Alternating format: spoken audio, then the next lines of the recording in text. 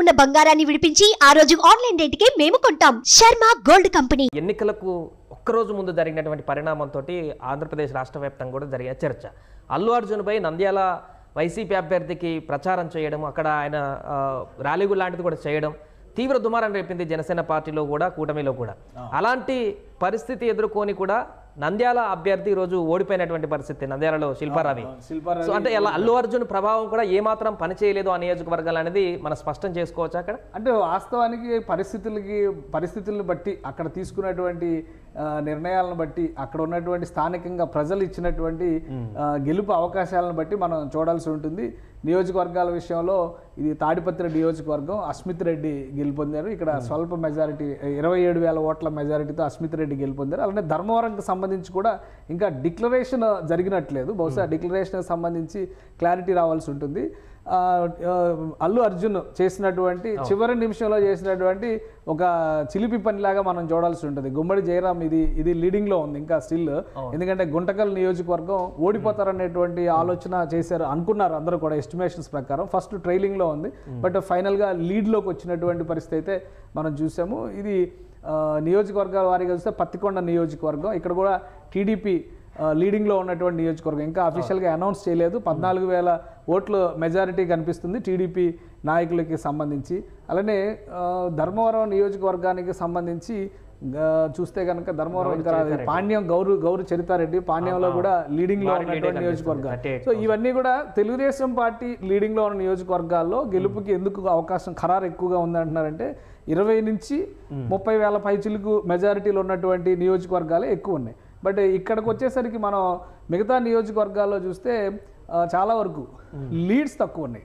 YCP ఎక్కడైతే ఎక్కువ కనిపిస్తుందో, వైసీపీ లీడ్లో ఉన్నటువంటి నియోజకవర్గాలను చూస్తే కనుక ఆ నియోజకవర్గాల్లో ఇంకా తక్కువ లీడ్ ఉన్నటువంటి పరిస్థితి ఉంది. చివరికి పొంగనూరు నియోజకవర్గంలో కూడా లీడ్ చాలా తక్కువగా ఉంది. సో ఈ అంశాలను బట్టి ఇప్పుడు 18వ రౌండ్ నడుస్తుంది.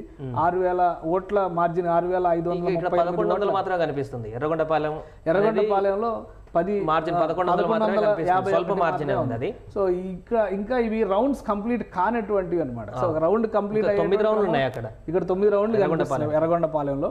సో ఇవన్నీ ఫైనల్ గా ఇంకొక గంట 2 గంటల్లో మొత్తం కూడా క్లారిటీ వచ్చేటువంటి అవకాశం ఉంది. కాబట్టి దాన్ని బట్టి మనం చూడాలి. ఇక నంద్యాల నియోజకవర్గానికి సంబంధించి అల్లు అర్జున్ చేసినటువంటి ప్రయత్నం ఏది కూడా ఫలించినట్టుగా కనిపించడం లేదు. ఎందుకంటే నంద్యాల నియోజకవర్గంలో నడుస్తున్నటువంటి ఈక్వేషన్స్ పరంగా ఆయనకి వ్యక్తిగతంగా ఏ రకమైనటువంటి అంశాలు, ఏ రకమైనటువంటి భావనలు ఉన్నాయనేది మనం పక్కన పెడితే, రాజకీయంగా చర్చించేటువంటి క్రమంలో ఇక్కడ చాలా విషయాలు చాలా సీరియస్గా కన్సిడర్ చేసేటువంటి అవకాశం ఉంటుంది. అలానే మద్దతు ప్రకటించడంలో కూడా సొంత నాయకులకి సంబంధించినటువంటి ఫ్యామిలీకి సంబంధించినటువంటి ఎమోషన్స్ విషయంలో, ఎందుకంటే పవన్ కళ్యాణ్ జనసేన పార్టీ నాయకుడిగా ఒక స్పష్టమైనటువంటి విధానాన్ని ఆయన ప్రకటించుకున్నారు. ఆ విధానానికి తగ్గట్టుగా నేను కూడా అండగా ఉన్నాను అనేటువంటి సంకేతం ఈయన చాలా క్లియర్గా ఇచ్చారు.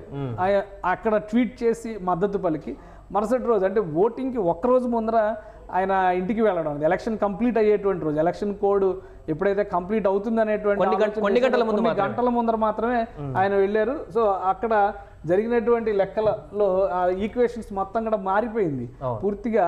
ఎన్ఎండి ఫారూక్ ఇక్కడ గెలుపొందారు. ఇది నంద్యాల నియోజకవర్గానికి సంబంధించినటువంటి డేటా. ఇంకా అఫీషియల్ గా డిక్లేర్ కాలేదు, బట్ 12,000 మెజారిటీతో దూసుకెళ్తున్నారు. లాస్ట్ రౌండ్ ఉంది, ఆల్మోస్ట్ గెలిచేసినట్టే. రౌండ్ పెండింగ్ లో ఉంది. సో 12,304 ఓట్లు ఎన్ఎండి ఫారూక్ అక్కడ ముందుకు వెళ్తున్నటువంటి పరిస్థితి. శిల్పారవి 12,304 ఓట్ల తక్కువ డెఫిషియన్సీలో శిల్పారవి ఉన్నారు. నా ఆప్తుడు, నా సొంత మనిషి, సో అవన్నీ చెప్పారు అల్లు అర్జున్. బట్ ఇవన్నీ కూడా అనవసరమైనటువంటి అటెన్షన్ తీసుకొచ్చేటువంటి విషయాలు. ఎందుకంటే రాజకీయంగా కుటుంబంలోని వ్యక్తులు కీలకమైనటువంటి బాధ్యతల్లో ఉన్నప్పుడు దాన్ని ఒక సమస్యగా మలుచుకునేటువంటి ప్రయత్నం చేయకూడదు. బట్ అల్లు అర్జున్ ఏంటంటే నా మిత్రుడు కాబట్టి నేను వెళ్ళి నిలబడుతున్నాను అన్నాడు. ఒకవేళ ఆయన మిత్రుడు అయి ఉంటే పవన్ కళ్యాణ్ గారికి ఎట్లయితే ఒక ట్వీట్ చేసి చెప్పారో, లేదా ఆయన భార్య స్నేహితురాలు భర్త అనేటువంటి ఇది ఉంటే ఒక అనౌన్స్మెంట్ చేసి ఉంటే బాగుండేది. కాకపోతే ఏంటంటే నా మిత్రుడు, నా ఆప్తులు అనుకున్న వాళ్ళ కోసం నేను ఎంత దూరం అయినా వెళ్తాను అన్నారు. సో ఒకవేళ ఈయన నిజాయితీగా పనిచేసి ఉన్నారో, లేదా ఆయన పనిచేసినా కానీ ఆ ప్రభుత్వం పనిచేసిందంటే ప్రజలు జడ్జిమెంట్ తీసుకునేటువంటి ఒకటి ఏంటంటే అల్లు అర్జున్ ఈయన నియోజకవర్గానికి వచ్చి ఈయనకు సపోర్ట్ చేసినా కూడా వైసీపీ అప్పుడు మొత్తం రాష్ట్ర వ్యాప్తంగా ప్రచారం చేసుకుంది. వైసీపీ వెంటనే అల్లు అర్జున్ ఉన్నారనేటువంటి విధంగా దాన్ని పోర్ట్రేట్ చేసుకున్నారు. అయితే మొత్తం రాష్ట్ర వ్యాప్తంగా పక్కన పెడితే కనీసం ఈ నియోజకవర్గంలోనైనా ఆయన ప్రభావం లేదనేది స్పష్టంగా కనిపిస్తుంది. ఒకటి ఇప్పుడు అల్లు అర్జున్ ప్రభావంతో గెలిచే అవకాశం ఉంటుందని మనం చెప్పలేం. అలాంటి అవకాశం ఉంటే పవన్ కళ్యాణ్ నేరుగా బరిలో దిగినప్పుడు లాస్ట్ ఎలక్షన్స్లోనే గెలిచి ఉండాలి. ఒకటి ఏంటంటే రాజకీయాల్లో పారామీటర్ ఎప్పుడు కూడా ప్రజల కోసం ఎంతవరకు ఈ మనిషి నిలబడతాడు అనేటువంటి నమ్మకాన్ని బట్టే ఓటు వేసేటువంటి పరిస్థితి ఉంటుంది. అయితే గత ఎన్నికల్లో పవన్ కళ్యాణ్ పైన ఆ నమ్మకం లేదా అంటే లేదు. ఎందుకు లేదు అంటే పవన్ కళ్యాణ్ చేసిన పనుల వల్ల లేకపోవడం కాదు, అవతల పక్షం చేసిన ప్రచారం వలన పవన్ కళ్యాణ్ మీద అనుమానం రావడం. ఎందుకంటే ఈయన రాజకీయాలు వదిలేసి ఎప్పుడైనా సినిమాల్లోకి వెళ్ళిపోతాడు, మీరు ఇలాంటి వాళ్ళని గెలిపించి ఇలాంటి వాళ్ళని నమ్ముకుంటే మీరు అలా అయిపోతారు ఇలా అయిపోతారు, ఇలాంటి ప్రచారాలన్నీ జరిగిన తర్వాత జనం ఏమనుకున్నారంటే నిజమే కదా మళ్ళీ ఇంకొక ప్రయత్నం చేయడం ఎందుకో, ఎందుకంటే ప్రజారాజ్యం ఎక్స్పీరియన్స్ ఒకటి పదే పదే గుర్తు చేస్తూ వచ్చారు కదా. సో ఆ నిర్ణయంతో జనం కొంత వెనక్కి తగ్గి ఉండొచ్చు లాస్ట్ టైం.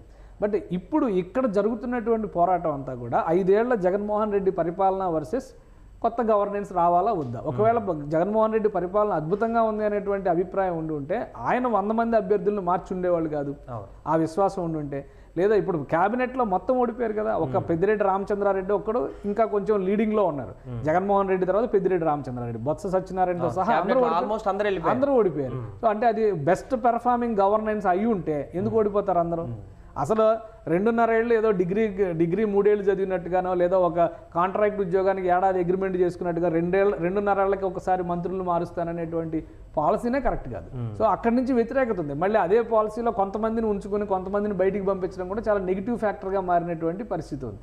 సో ఈ ఫ్యాక్టర్స్ అన్నీ కూడా టోటల్ గవర్నెన్స్ మీద టోటల్ పార్టీ అభ్యర్థుల మీద ప్రభావం చూపించింది. బహుశా శిల్పారవి గారి మీద అక్కడ సామాజికంగా కానీ లేదంటే ఆయన చేసినటువంటి వ్యక్తిగత సేవల మీద ప్రజల్లో మంచి అభిప్రాయమే ఉండొచ్చు. అందుకని ఆయన 2019లో గెలిచారు.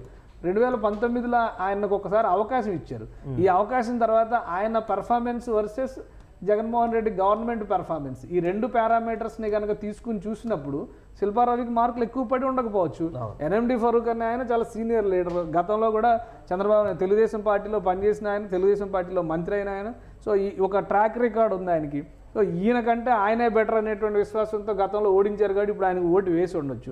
అల్లు అర్జున్ ఫ్యాక్టర్ ఒకటే పనిచేస్తుంది కాదు, ఇక్కడ అల్లు అర్జున్ క్రెడిబిలిటీ దెబ్బతింది. అల్లు అర్జున్ తన వ్యక్తిగతమైనటువంటి మిత్రుడు అయినప్పుడు ఆయన వ్యక్తిగతంగా చెప్పుకుని ఉంటే, ట్వీట్ రూపంలో చెప్పుకుని ఉంటే పెద్దగా ఎవరు సీరియస్గా తీసుకునేవాళ్ళు కాదు. ఓటింగ్ కంప్లీట్ అంటే ఎల్లుండి ఓటింగ్ జరుగుతుంది అనగా ఎలక్షన్ ప్రచారం ఆయన ఇంటికి వెళ్ళాడు. సరే ఆయన ఇంటికి వెళ్ళి భోజనం చేసి వచ్చేస్తే బాగుండేది.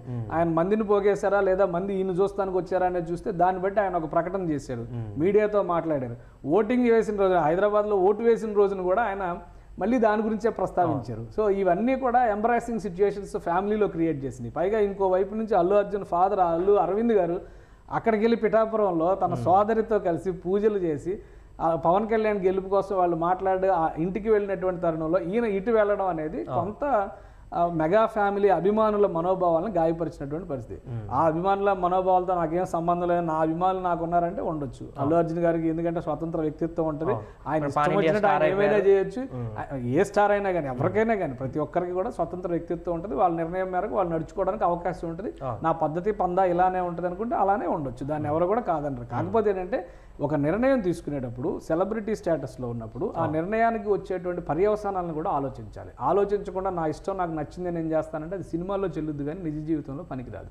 కాబట్టి ఇది ఒక గుణపాఠంగా మనం చూడాల్సి ఉంటుంది.